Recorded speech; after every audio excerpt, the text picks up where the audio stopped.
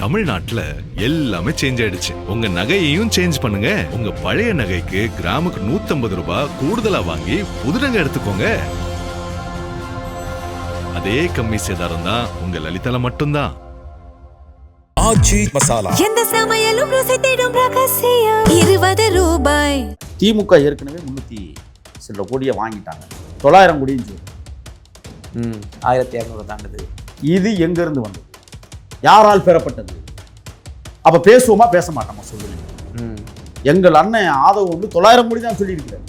நான் 1200 கோடியை சொல்றேன். இல்ல நீங்க வெட்ட வெளிச்சமா எங்க மக்கள் முன்னாடி தூக்கி போட்டீங்கன்னா எங்களுக்கும் புரியும்ல. ஓ பார்ட்டி பண்ண இப்படி இல்லாம அடிச்சு வச்சிருக்காங்க அப்படின்னு. நாங்க சரி நாங்க பார்ட்டி கொண்டு வாங்கலைன்னு நீங்க சொல்ல சொல்லுங்க. அவங்க தான் உங்ககிட்ட கேட்கறாங்க, எங்க நாங்க வாங்கினோம்னு நிரூபிச்சு காட்டுங்க அப்படின்றாங்க. திமுக காரன் திமுக கொடுத்தா எப்படிங்க நாங்க போய் கண்டுபிடிக்கணும்? இப்ப நாங்க கேட்கிறோம், லாட்டரியிலிருந்து உங்களுக்கு பணம் வந்துச்சுன்னு நாங்க ஆதரப்பூர்வமா அடிக்கிறதுக்கு தயாராகிட்டோம். இது ஏன் வெளியில இருந்து நீங்க வாங்கியிருக்கீங்க நாங்க சொல்றோம். உள்ள இருந்து வாங்கினதை நீங்க சொல்லல, நாங்க அந்த வெளியில கொண்டு வரோம். நான் என்ன கேட்கிறேன்னா, பார்ட்டி பண்டு இப்ப எப்படி வந்து அரசு கஜானா போகுது, கடல்ல தவிச்சிட்டு இருக்கு தமிழ்நாடு. அப்ப நாங்க என்ன பண்ணுவோம்? அரசு கஜானாவை நிரப்பணும், கடனை அடைக்கணும். வட்டி ஒரு நாளைக்கு எவ்வளவு தெரியுமா? 88 கோடி ஒரு நாளைக்கு வட்டி தமிழ்நாடு அரசு கட்டுகிறது. சட்டசபையில கடன் வாங்கிதான் அரசு நடத்த வேண்டும். அப்ப வருமானத்தை இங்க வாய்க்கில போட்டுருக்கீங்களா? இப்ப நீங்க வந்து அதே தானே நடக்குது. கடன் வாங்கி தானே ஆட்சி. உங்களை மாதிரி பல லட்சம் கோடி வாங்கல. இப்ப நான் என்ன கேட்கிறேன், அரசு ஊழியர்கள் சம்பளம் கொடுக்கணுமா வேண்டாம்? கண்டிப்பா கொடுக்கணும். அதுக்கு எங்க இருந்து பணம் வரும்? இந்த மாசம் ஆசிரியர்களுக்கான சம்பளம் இத்தனை கோடி அப்படின்னா நாங்க என்ன பண்றது? வருகிற உபரி தொகை எடுத்துதான் உங்களை நிரப்பணும். உபரியே வழியை எப்படி நிரப்புறது? அப்ப கொஞ்சம் கடன் வாங்கி இருக்கிற காலத்தை, அதாவது என்னன்னா வாங்கி இப்படி கொஞ்சம் கொஞ்சமா பண்ணிட்டு இருக்கும்போது இந்த வருமானம் ஏறும். காசு கொடுக்காம ஓட்டு வாங்கினேன், 1403 ஓட்டை நான் ஜெயிச்சிட்டேன், கம்பீரமாக நெஞ்சை நிமிர்த்தி சொல்லுவதற்கு ரகுபதிக்கு திராணி இருக்கான்னு நான் கேட்கிறேன். தெம்பு இருக்கிறதான்னு கேட்கிறேன். இந்த அரங்கத்துல இருந்து சவால் வர்றேன், ரகுபதி உட்கார வைங்க, நான் பேசுறேன். கொள்ளையடிக்க சொல்லுங்க. சகுபுரளி படுகொலைக்கு பின்னால் மிகப்பெரிய மர்மங்கள் ஒளிந்து கிடக்கிறது என்பதை ரகுபதி உணர வேண்டும். திருமண தொகுதியில சாதாரண பிரச்சனைலாம் இல்ல, எங்கெங்கெல்லாம் நான் கேட்கிறேன். இன்னொரு பிரச்சனை ரகுபதிக்கு சொல்றேன்.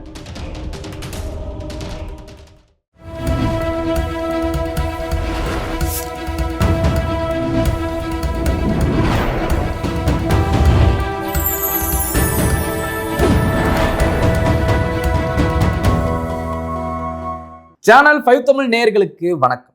இன்று நேர்காணலில் நம்மோடு இணைந்திருப்பவர் தமிழக வெற்றி கழகத்தின் மாநில செய்தி தொடர்பாளர் திரு முகில் அவர்கள். வாருங்கள் அவரோடு பேசுவோம். சார் வணக்கம். வணக்கம்.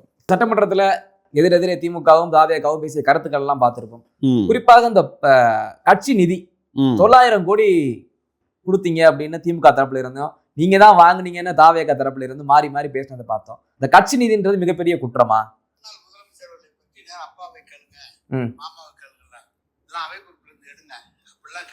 அவை குறிப்பிலிருந்து எழுதி அப்பாவை காணும் வீட்டுக்கு போய் உங்க அப்பாட்ட கேளுங்க. உங்க அப்பா கரெக்டா சொல்லுவாரு, ஏன் வாங்கினாரு உங்க அப்பா சொல்லுவாரு. அவை இல்லாதவர்களை பற்றி பேச வேண்டாம் என்று காலையிலே சொன்னாங்க. முன்னாள் முதலமைச்சர்களை பற்றி அப்பாவை கேளுங்க, மாமாவை கேளுங்கல்ல, அதெல்லாம் அவை குறிப்பிலிருந்து எடுங்க.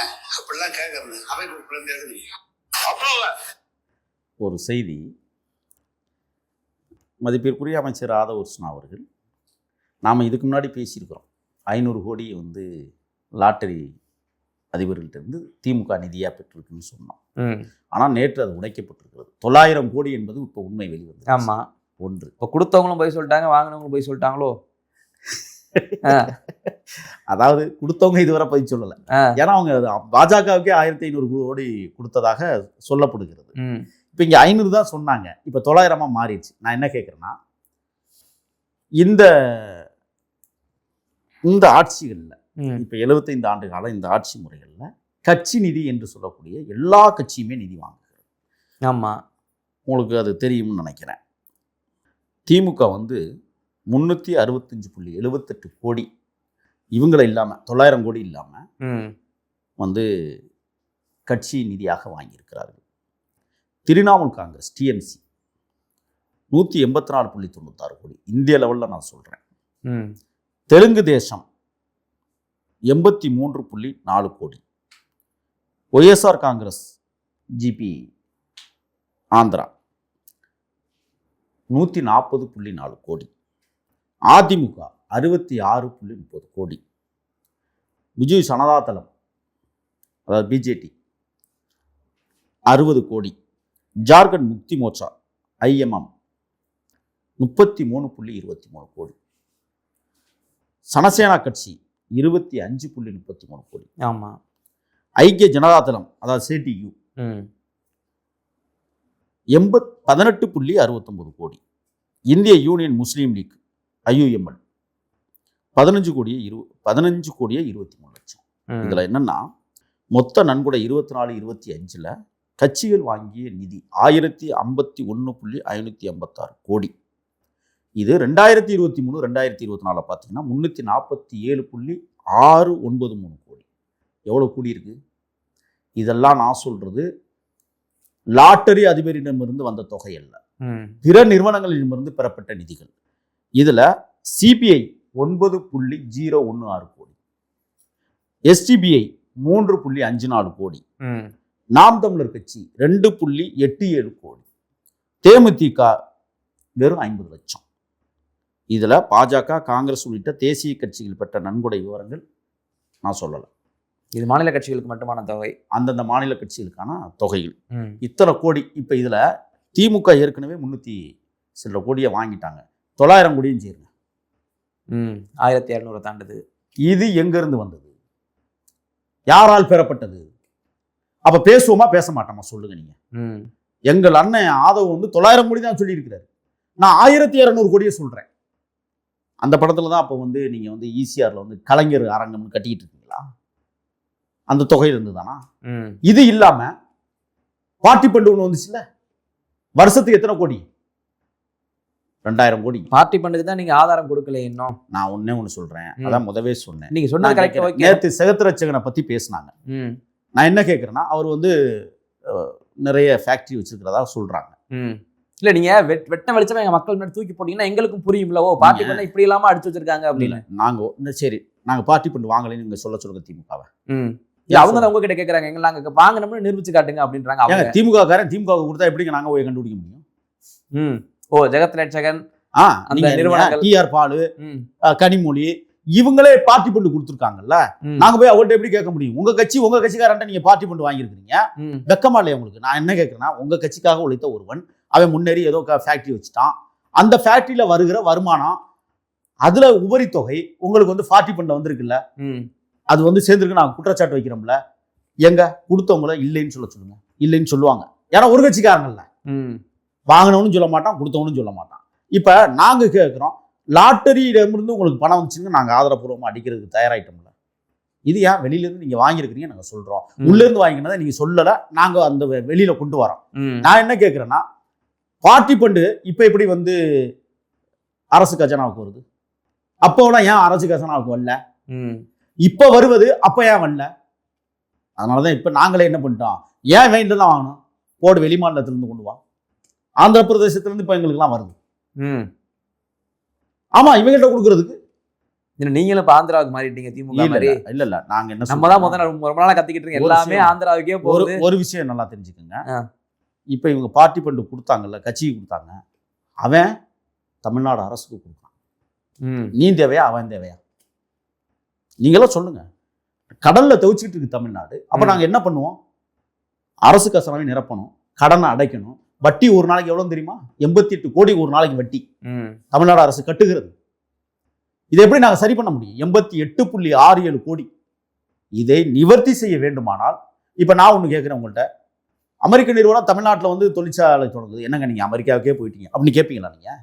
இல்ல எனக்கு இங்க வாய்ப்புகள் இல்லைன்னா வெளிநாட்டை நோக்கி தானே போகணும். இப்ப நீங்க இங்க வேலை இல்ல, இங்க குறைவான சம்பளம், நீங்க வெளிநாடு தானே போறீங்க, சிங்கப்பூர் தானே போறீங்க. என்னங்க நம்மளோட என்ன வளம் இல்லை இந்த திருநாட்டில், ஏன் ஏந்த வேண்டும் கையை வெளிநாட்டுன்னு சொன்ன நாம வெளிநாட்டுக்கு போறீங்களேன்னு நான் கேள்வி கேட்டா நீங்க என்ன சொல்லுவீங்க? இல்லங்க நான் அங்க போறேங்க சொல்லுவீங்களா, சொல்ல மாட்டீங்களா? அதேதான், நீவே கொடுக்கல. நான் இப்ப திமுக கிட்ட போயிட்டு என்ன செய்யலாம், அந்த சாராய ஃபேக்டரி வச்சிருக்காங்களா, அப்பா அரசு கசனாவுக்கு அமௌண்ட் அனுப்புவா, நாங்க அனுப்பணும் சொல்லுவானா சொல்ல மாட்டேனா? சரி உன் சரக்கு வேண்டாம், எனக்கு அரசு கசானாவை நிரப்புறதுக்கு ஒருத்தங்க ஃபேக்டரி வச்சிருக்கான், அவன் கொடுத்துட்டு போறான். எங்களுக்கு தேவை இந்த அரசு கசானாவை நிரப்ப வேண்டும், கடனை அடைக்க வேண்டும். எல்லாம் நீங்க வச்சுட்டு போன கடன் நாங்கள் ஆண்டோம். இப்ப நேத்து பேசுறீங்க சட்டசபையில, கடன் வாங்கிதான் அரசு நடத்த வேண்டும். அப்ப வருமானத்தை இங்க வாய்க்கில போட்டுக்கிட்டீங்களா? இப்ப நீங்க அதே தானே நடக்குது, கடன் வாங்கி தானே ஆட்சி. உங்களை மாதிரி பல லட்சம் கோடி வாங்கல, இப்போ நான் என்ன கேட்குறேன், அரசு ஊழியர்கள் சம்பளம் கொடுக்கணுமா வேண்டாமா? கண்டிப்பா கொடுக்கணும். அதுக்கு எங்கேருந்து பணம் வரும்? இதைத்தான் அவங்களும் கேட்டாங்க. நான் என்ன கேட்குறேன்னா, நீங்கள் வந்து லட்சம் கோடிகளை வாங்குனீங்க, நாங்கள் இப்போ என்ன செய்கிறோம், அதை சரி கட்டணும்னு நினைக்கிறோம். இந்த மாதம் ஆசிரியர்களுக்கான சம்பளம் இத்தனை கோடி அப்படின்னா நாங்கள் என்ன பண்ணுறது? வருகிற உபரி தொகை எடுத்து தான் உங்களை நிரப்பணும். உபரியே வழியை எப்படி நிரப்புறது? அப்போ கொஞ்சம் கடன் வாங்கி இருக்கிற காலத்தை, அதாவது என்னன்னா வாங்கி இப்படி கொஞ்சம் கொஞ்சமாக பண்ணிக்கிட்டு இருக்கும்போது இந்த வருமானம் ஏறும். அப்போ வாங்குற கடனை இங்கேருந்து தூக்கி அடைக்கிறதுக்கான ஒரு வாய்ப்பை உருவாக்குகிற தமிழக வெற்றி கழக அரசு இன்றைக்கு வந்து உங்களை போல பல லட்சம் கோடிகளை வாங்கி ஒரே 5 ஆண்டுகளில் கிட்டத்தட்ட 7 லட்சம் கோடிகளை நீங்கள் கடனாக வாங்கி வைத்திருக்கிறீர்கள். இல்ல, கடன் வாங்காமல் எப்படி நலத்திட்டங்கள் செய்ய முடியும்? எல்லா இடத்துலயும் உலக அளவுலயே அமெரிக்கா தான் மிகப்பெரிய நாடு, பணக்கார நாடு, சர்வாதிகார நாடு. அந்த நாடே இருக்கிறதுல அதிகமான கடன் அந்த நாடு தான் வச்சிருக்கு. நாங்களும் அது போல கடன் வாங்கணும், அந்த லிமிட்டுக்குலாம் வாங்கணும், மக்களுக்கு நலத்திட்டங்களை செய்யறோம். நீங்க கேட்டீங்கல்ல, அப்பாவா காணும், ஸ்டாலின் எங்க இருக்காங்க? மக்களின் உள்ளங்கள்ல இருக்காங்க. நேற்று முன்னாள் அமைச்சர் பேசினத உள்ளங்கள்ல இருந்தா அப்புறம் ஏன் குளத்தூர்ல தோண்டு போய் வீட்டுக்குள்ள உட்காரணும்? உள்ளங்கள்ல இருந்தவர் வெற்றி பெற வேண்டியதானே? நான் என்ன கேட்கிறேன், அதுதான் சொன்னாரு, வாய்ஸால வார்த்தைகளை நாங்களும் பேசுவோங்க, உங்களோட அதிகமா பேசுவோம். என்ன மக்கள் உள்ளங்கள்ல நீங்க இருக்கிறீங்க? ரகுபதிக்கு நான் கேட்கிறேன், நீயே இல்லையே, வெறும் 1400 ஓட்டுல நீங்க ஜெயிச்சீங்க. எப்படி ஜெயிச்சீங்கன்னு எங்களுக்கு தெரியும். நான் அந்த தொகுதிக்காரன். காசு கொடுக்கல, சத்தியம் பண்ணுங்க பார்ப்போம். அவருக்கு குலசாமி எது இருக்குமா? கொன்னையூர் மாரியம்மன் கோயில். ரகுபதிக்கு வா, நானும் வர்றேன். கொன்னையூர் மாரியம்மன், எனக்கு அதுல உடன்பாடு இல்லை, நீ நம்புவேன். காசு கொடுக்காம ஓட்டு வாங்கினேன், 1403 ஓட்டை நான் ஜெயிச்சிட்டேன், கம்பீரமாக நெஞ்சை நிமிர்த்தி சொல்லுவதற்கு ரகுபதிக்கு திராணி இருக்கான்னு நான் கேட்கிறேன். தெம்பு இருக்கிறதான்னு கேட்கிறேன். நாங்க 1403 ஓட்டு வாய்ப்பை இழந்திருக்கிறோம் அந்த தொகுதியில. திருமையும் தொகுதி மக்களே வந்து என்னை அதுக்கு தான் அனுப்புறாங்க. உன்னை எதுக்கு அனுப்புனான்னு எங்களுக்கு தான் தெரியும். நீ பணம் கொடுத்து வந்திருக்க. எங்க தலைவர் வேற ஒருமையில பேசக்கூடாதுன்னு வேற சொல்லி உத்தரவு போட்டுருக்காரு. நீங்க பணம் கொடுத்து ஓட்டு வாங்கி உல்லாசமா வந்து உட்காந்துருக்கீங்க. பணமே கொடுக்காமல் மக்கள் எங்களை நம்பி வாக்களித்திருக்கு. அந்த மக்களுக்கு நான் நல்லது செய்யணுமா இல்லையா? நேற்று அவர் பேசுறாரு, திருமயம் தொகுதி மக்கள் என்னை அனுப்பி வைத்திருக்கிறார்கள். எதுக்கு? நான் ஒன்னே ஒன்று சொல்றேன், அந்த ரகுபதி போன்றவர்களுக்கெல்லாம் எங்க அமைச்சர்கள் பதில் சொல்வதற்கான இவர்களுடைய தகுதியை இழந்து விடக்கூடாது. இது எப்படி ஏத்துக்க முடியும்? அவங்க கேள்வி கேட்பாங்க, பதில் சொல்ல வேண்டியது உங்களுடைய கடமை. அவர் சொல்லிட்டாரு, எதிர்கட்சியா நான் வந்து உட்கார்ந்து உங்க திட்டங்களை வரவேற்கன்னு சொல்லிட்டா போக முடியும், வந்தா கேள்விகள் கேட்கத்தான் முடியும். அது நியாயமா, நேர்மையா, உறுதியா, உங்களை மதிச்சு, உங்க செயலை பாராட்டி, உங்க ஆட்சியை பாராட்டி, உங்களுக்கு ஓட்டு போட்டு மக்கள் அனுப்பி வச்சா நீங்க பேசுறது சரி. நீங்க காசு கொடுத்து ஜெயிச்சு வந்தவங்களுக்கு என்ன போய் கர்மாந்திரம் தான் பேச முடியும், கர்மாதியத்தான் பேச முடியும். நேர்மையை ஜெயிச்சு வந்தார் அவரு. சொல்லுங்க பார்ப்போம். சவால் விடுறேன், இந்த அரங்கத்திலிருந்து சவால் விடுறேன். ரகுபதி உட்கார வைங்க, நான் பேசுறேன். கொள்ளையடிக்க சொல்லுங்க. சகுபுரளி படுகொலைக்கு பின்னால் மிகப்பெரிய மர்மங்கள் ஒளிந்து கிடக்கிறது என்பதை ரகுபதி உணர வேண்டும். திருமயம் தொகுதியில சாதாரண பிரச்சனைலாம் இல்ல, எங்கெங்கெல்லாம் நான் கேட்கிறேன். இன்னொரு பிரச்சனை ரகுபதிக்கு சொல்றேன். ராயவரத்துக்கு பக்கத்துல ஒரு பெரிய வயக்காடுகளை வாங்கி அங்க இருக்கிற பாறைகளை யாரை உடைக்கிறீங்க? உங்களுடைய ஒன்றிய செயலாளர்கள் துணிச்சலோடு செய்கிறார்களே. இல்ல, அதை தடுத்து நிற்பாட வேண்டியது இப்ப யாருடைய கடமை? இப்ப நிப்பாட்டி இருக்காங்க, அனுமதி இல்ல. லாரி எல்லாம் சும்மா அடக்கு கருவ காட்டுல. தெரியுமா தெரியாதா உங்களுக்கு? கீழாநிலை கோட்டைக்கு பக்கத்துல ஒரு சின்ன ஆறு. இந்த ஆறுல அவருடைய தலைமையில 2 ஒன்றிய செயலாளர்களே அடிச்சாமல்ல, நம்ம சுட்டி காட்டுறோம். அதை இல்ல, நீங்க நான் என்ன கேட்கிறேன்னா, இவ்வளவு வேலை செஞ்சுட்டு யோக்கியமா வந்து சட்டசபையில உட்கார்ந்து ரகுபதி அவர்கள் கேள்வி கேட்டால ரகுபதியுடைய தொகுதியா சம்பந்த கருத்துக்களை பேசுறீங்க. அவர் சொல்லக்கூடிய கருத்துக்கான எதிர்கருத்து என்ன? நான் தான் முதவே சொல்லிட்டேன்ல, அவரே சொல்லிட்டாங்க. இங்க பாருங்க, கருத்து சொல்ல வேண்டியவன் நேர்மையானவனா இருக்கணும். அப்ப தமிழ்நாட்டுல யாருமே கருத்து சொல்ல முடியாது. நாங்க பேசுறோம்ல, நாங்க நேர்மையானவர்கள் இல்ல. நீங்க ஆட்சி பண்ணி 5 வருஷத்துக்கு அப்புறம் தான் நம்ம இதை பேச முடியும். 2 மாசத்துல உங்களுக்கு புரியலையா? ஒரு நேர்மையான ஆட்சியினுடைய அதிகாரம் எவ்வளவு தூரம் அழகா மக்கள் ஏற்றுக்கொண்டிருக்கிறார். அந்த பட்ஜெட்டை பாராட்டுறவங்க நேற்று நான் கேட்கிறேன், விவசாய சங்க பிரதிநிதிகள் கலந்து கொண்டார்கள். எல்லா அமைச்சர்களும் கலந்துக்கிட்டாங்க. நான் அங்கதான் இருந்தேன். வெளியில வந்து பாண்டியன் என்ன சொன்னாரு? மன நிம்மதியோடு நாங்கள் வெளியேறுகிறோம், அரசு உரிய உதவியை செய்வதற்கு தயாராக இருக்குது.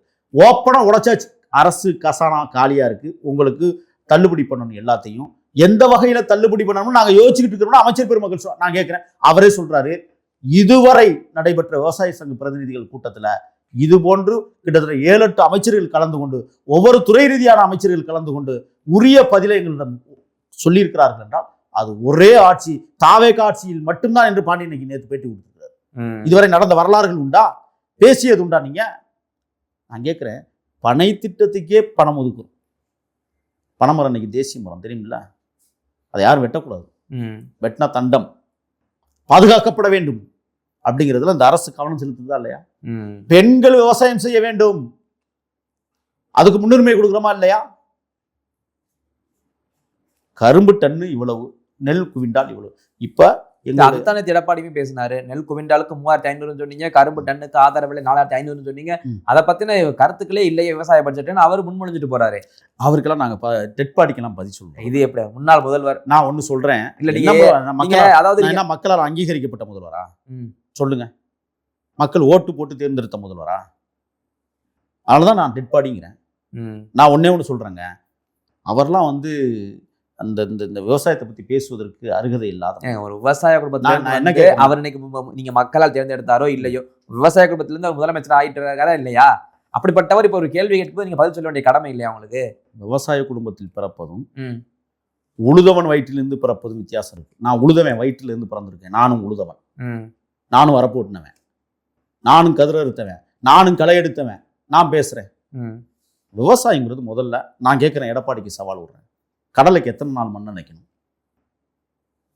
எத்தனை நாள் களை வெட்டணும், மண் அணைக்கும் போது என்ன போடணும் சொல்ல தயாரா? விவசாய மகன் சொல்றீங்களா, உட்கார வச்சு சொல்ல சொல்லுங்க. நான் சொல்றேன், பொட்டாசியம் எப்போ போடணும், யூரியா எப்போ போடணும் எனக்கு தெரியும். சொல்லுவாரா? இதுக்காக கேள்வி கேட்கறவங்க எல்லாரும் அப்போ விவசாயத்தை பத்தி பேசக்கூடாது, தெரிஞ்சுக்கணும். கடலை புடுங்குகிற போது மறு விவசாயம் ஒன்று இருக்கு தெரியுமா உங்களுக்கு? கடலை போடுகிற போது ஊடு விவசாயம் ஒன்று இருக்கு தெரியுமா? ஆமா. மறு விவசாயம் என்னன்னா புடுங்குகிற போதே எல்லை விதைத்து. இல்ல இது நமக்கு எல்லாம் தெரியும். இருங்க, ஏன்னா எடப்பாடி தெரியுமா? இதைத்தான் நான் கேட்கிறேன். நீங்க குவிண்டாலுக்கு பேசுறீங்கல்ல, ஏன் உங்க ஆட்சியில நீங்க என்ன பண்ணீங்க? உங்க ஆட்சியினுடைய அவல நிலைகள் இன்னைக்கும் நெல் வெயிலிலும் மழையிலும் காய்கிறது, பூத்துறது இல்ல, முளைச்சிருது இல்ல. நீங்கள் செய்த பிழையால் நாங்கள் தடுமாறுகிறோம். இன்னைக்கு எங்க உணவுத்துறை அமைச்சர் வெங்கடரமணன் அவர்கள் இன்றைக்கு மாவட்டம் தோறும் அல்ல, பஞ்சாயத்து தோறும் எங்கெல்லாம் பயிர் விவசாயங்கள் செய்யப்படுகிறதோ அங்கெல்லாம் இன்னைக்கு வந்து மிகப்பெரிய ஒரு அரங்கு போன்ற கட்டடங்களை கட்டி பாதுகாக்க வேண்டிய தேவை தமிழ்நாட்டுக்கு ஏற்பட்டிருக்கிறது இன்னைக்கு அறிக்கை கொடுக்குறாங்கல்ல. அது எப்படி சாத்தியமாகுது எங்க ஆட்சியில? இல்ல இப்ப பொதுவாக கேட்கக்கூடிய கேள்வி என்ன அப்படின்னா, இவ்வளவு கருத்துக்கள் நீங்க அடுத்தடுத்து முன் வச்சாலுமே ஊழல் அப்படின்ற வார்த்தையை எடுத்தாலே சட்டமன்றத்தில் நான் பார்த்த வரைக்கும் ஊழல்ன்ற வார்த்தை வந்துட்டாலே திமுக தரப்புல இருந்து சவுண்டு சலசலப்பு வந்துகிட்டே இருக்கு. அது ஊழல் செஞ்சவங்க கத்தத்தான் செய்வாங்க. நீங்க தொடர்ந்து அதை மட்டுமே ட்ரிகர் பண்றீங்களோ? அதாவது உங்களுக்கு சரியான கேள்விகள் கேட்கும்போது அந்த நேரத்தில் ஊழல்ன்ற ஒரு சொல்லை எடுத்து வச்சு அவங்கள வந்து நீங்க சலசலப்பு கொண்டு பண்ண வைக்கிறீங்களோ? விமர்சனம் வருது. ஒரே ஒரு செய்தி, ஊழல் தான் தலையாய நோக்கமாக திமுக அரசும் சரி அதிமுக அரசும் இந்த நாட்டை சுரண்டி கொடுத்தவர்கள், கசானா காலியாக்கியவர்கள் அவர்கள், குற்றவாளிகள். குற்றவாளியை பார்த்து குற்றவாளின்னு சொல்லாம நல்லவன் சொல்றீங்களா? சொல்லுங்க பாப்போம். உங்க வாயை அடைக்கிறதுக்கு அது ஒண்ணு போதும் நாங்க நினைக்கிறோம். இப்ப நான் சொல்றேன்ல, என்னடே ஜென்மங்களா ஓட்டு காசு கொடுத்ததாடா ஜெயிச்சு வந்தீங்க, உங்களுக்கு எல்லாம் என்ன பேச வக்கு இருக்கிறது நான் கேட்கறேன்ல, பதில் உண்டா கேட்பேன். ஏன்னா எங்க அமைச்சர்களோ எங்கள் சட்டமன்ற உறுப்பினர்களோ எவரும் காசு கொடுக்காமல் வெற்றி பெற்று மக்கள் நன்மதிப்பை பெற்று உட்கார்ந்துட்டு இருக்காங்க. நீங்க பண மதிப்பை நம்பியே வெற்றி பெற்றிருக்கிறீர்கள். அப்ப நாங்க கேள்வி கேட்போம்ல, இந்த நாடு ஊழலில் திளைத்து கிடந்தது என்றால் அதற்கு காரணம் யாரு? அதிமுக திமுக தானே. அப்ப அவங்கள பார்த்து கேள்வி கேட்காம மௌனமா சபையில வந்து உட்கார்ந்துக்கிட்டு நீங்க அடிச்ச கொள்ளையெல்லாம் எங்களுக்கு தெரியும், நாங்க மௌனமா இருக்கிறோம், நீங்க பேசுங்கன்னு சொல்லுவோமா? நாங்க ஒன்னே ஒன்று சொல்றேன், என் தலைவன் சொன்ன வழிதான், ஊழல் செய்தவர்களை விடமாட்டோம், விடவும் மாட்டோம், செய்ய நினைப்பவர்களையும் விடமாட்டோம், செய்தவர்களையும் விடமாட்டோம். இது நேர்மையான தூய்மையான மக்களாட்சி தத்துவ முறையில் என் தலைவன் விஜய் தமிழ்நாட்டை ஆண்டு கொண்டிருக்கிறார். தருதலைகளுக்கு இனிமேல் இடமில்லை என்பதை உணர்ந்த காரணத்தால் தான் சட்டசபைக்குள் இந்த தில்லுமுள்ளு கட்சி இன்னைக்கு திமிராக பேசுகிறார்கள். பேசுவதற்கு யோக்கியதை அற்றவர்கள். இந்த ஏவா வேணும் நான் கேட்கிற 16 கோடி பாலம் பேசுவதற்கு என்றாலே 16 கோடி பாலம் தான் ஞாபகத்துக்கு வருது. ஆமாங்க, நான் கேட்கிறேன், என் முப்பாட்டன் கல்லணை கட்டிய கரிகாலன் கட்டிய கல்லணை இன்னைக்கு உயிரோட இருக்குல்ல, சிம்ம சொப்பனமா இருக்குல்ல, 2000 வருஷம் ஆச்சுல்ல. 16 கோடியில பாலம் கட்டி 3 மாசத்துல மலைக்கு அடிச்சுக்கிட்டு போகுதுன்னு சொன்னா அவரை கைது பண்ணணும்னு நாங்க சொல்லிட்டு இருக்கிறோம். எங்கடா 16 கோடி? யாருக்கு சொத்துல விளையாண்டுக்கிட்டு இருக்கிறீங்க? அப்ப எங்களுக்கு கோபம் வருமா வராதா? ஒன்னே ஒன்று சொல்றேங்க, உங்கள்கிட்ட நேர்மையானவர்களுக்கு மட்டும்தான் கோபம் வரும். நேர்மையானவர்களுக்கு பக்கம்தான் ஆக்ரோஷம். நேற்று ரொம்ப இருந்துச்சு திமுக பக்கம் கோபமும் ஆக்ரோஷமும். அதுக்கு என்ன அர்த்தம்? அது வந்து ஊழலை மறைப்பதற்கு சவுண்டு விடுறது, அதற்கான கோபம். அது சவுண்டு விடுறது, கோபமெல்லாம் கிடையாது. நான் கேட்கிறேன், ஏவாவேலுக்கெல்லாம் என்ன பார்த்தாவே நம்மளுக்கு புழு புழுன்னு வருதுங்க. பேச வாயை திறக்காத, என்னை கிளறி விடாதீங்க. அப்புறம் நான் என் தலைவன் கூப்பிட்டு கண்டிக்கிற இடத்துல நம்ம பேச்சை விட்டுருவேன். ரொம்ப பொறுமையா பேசிக்கிட்டு இருக்கேன். அயோக்கியர்கள் நிறைந்த அரங்கமாக இன்றைக்கு சட்டசபை திகழ்கிறது. அது திமுகவால் அந்த பெயர் கெட்டு போய் கிடக்கிறது. நல்லவர்கள் ஒரு பக்கமும் அயோக்கியர்கள் ஒரு பக்கமும் உட்கார்ந்து பேசுகிற இடத்துல இன்னைக்கு சபை நடந்து கொண்டிருக்கிறது. யோக்கியவன்ட்டெல்லாம் என் தலைவன் அதனால தான் 3 வார்த்தையில பேசி முடிச்சுக்கிறாரு. ரொம்ப குறைவா பேசிடுறது. ஆமா, அயோக்கியன்ட்ட போய் என்னத்தை பேசுறது? யோக்கியன்ட்ட பேசலாம்ல. ஆகையால் எங்கள் முதல்வர் எடுத்து வைக்கிற ஒவ்வொரு அடியும் புனிதமானது, தனித்துவமானது, தமிழ்நாட்டிற்கானது, அது தமிழர்களுக்கானது என்பதை இந்த திமுகவினர் உணர்ந்து கொள்ள வேண்டும். கொள்ளையடித்த அதிமுகவும் புரிந்து கொள்ள வேண்டும். ஓகே சார், பல்வேறு கருத்துக்களோடு பகிர்ந்து ரொம்ப நன்றி. தொடர்ந்து பேசுவோம். நன்றி.